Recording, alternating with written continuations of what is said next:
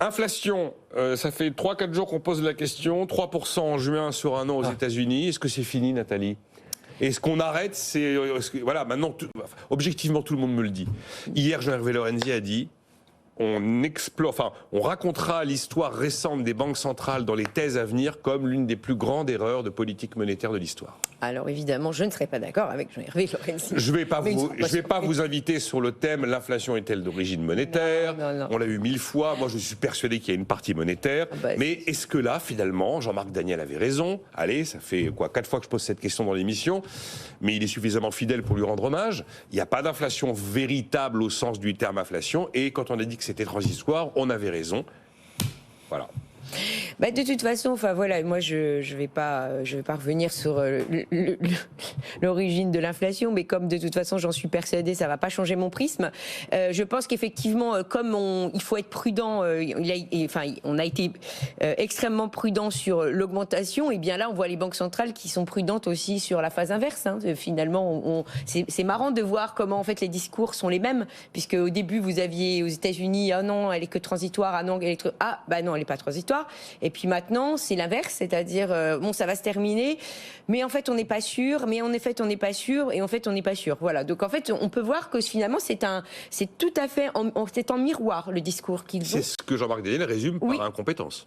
Alors, moi, je dirais pas incompétence, je serais plus sympathique avec les banquiers centraux aujourd'hui, non pas parce que je les aime beaucoup, mais parce que je pense fondamentalement que les canaux de transmission se sont beaucoup multipliés, se sont beaucoup déformés. Que faut pas oublier. De la politique monétaire à l'économie. Exactement. À l'économie. Ça reste le crédit, le canal.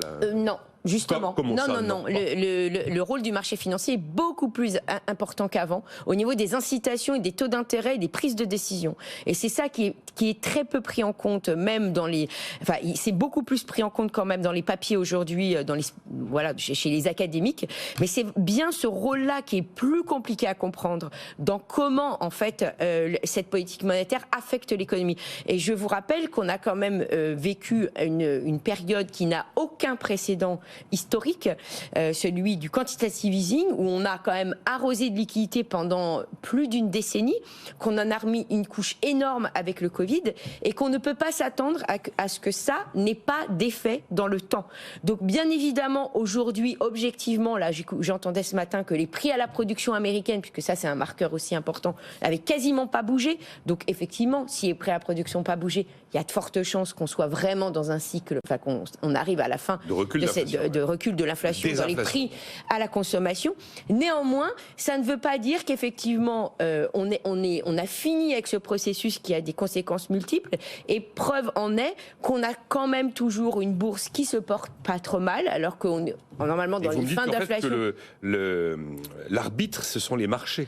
Oui, en fait, la Banque centrale regarde plus l'attitude des marchés que l'attitude du crédit. Elle regarde effectivement l'attitude des marchés, puisque de toute façon, à chaque fois, vous regarderez qu'il y a eu des réactions en fait qui ont mis en danger en fait la stabilité financière. Ils ont remis au pot pour la stabiliser. On a vu l'Angleterre quand c'était au mois de septembre.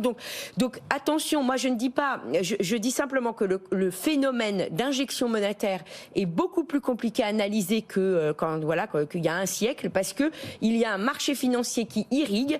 Le taux d'intérêt est un indicateur, une vraie variable de prise de décision dans le monde financier et dans les entreprises, puisque c'est comme ça qu'on base ses projections pour faire ses investissements. Et donc les conséquences sont beaucoup plus compliquées qu'on ne le pense. Et je pense qu'il ne faut pas jeter effectivement la pierre aux banquiers centraux qui se demandent effectivement si le processus est fini, s'ils ne vont pas. Parce que je veux dire, à nouveau, quand on regarde, vous avez vu le boom dans l'intelligence artificielle qu'il y a eu.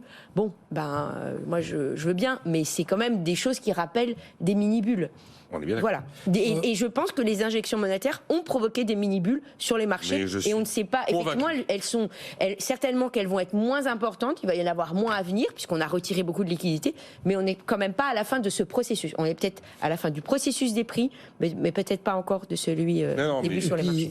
Je pense que, en fait, ce que vous dites est tout à fait pertinent sur le fait que probablement, plus que la variable du crédit, la variable des marchés sert davantage de boussole aux banquiers centraux. Et le procès en incompétence ou en erreur historique, on va laisser passer un peu de temps. temps avant de le faire. Oui, Stéphane, un mot là-dessus. L'erreur historique, elle n'est pas forcément dans la réaction du banquier central. Non, c'est 400 points de base en un an, quoi. Voilà. C'est ça.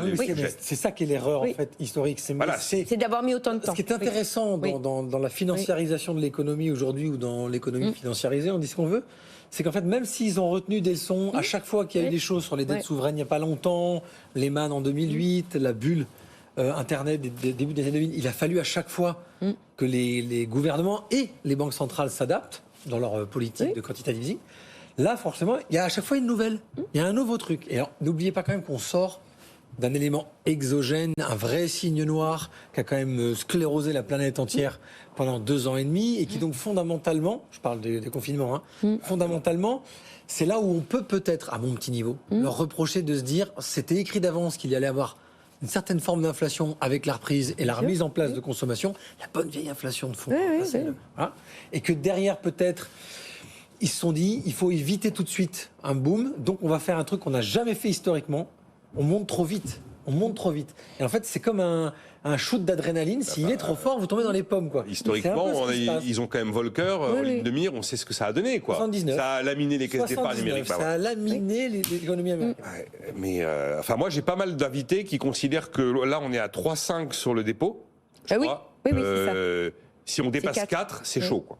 Il ne faut pas dépasser. C'est déjà chaud. C'est déjà chaud. Oui, mais on se demande si on prend encore 25 points de base, 50 points de base, et puis après le plateau. Combien de temps 12, il va durer 18, 24 mois. Oui, après c'est la question de savoir la durée du plateau, complètement.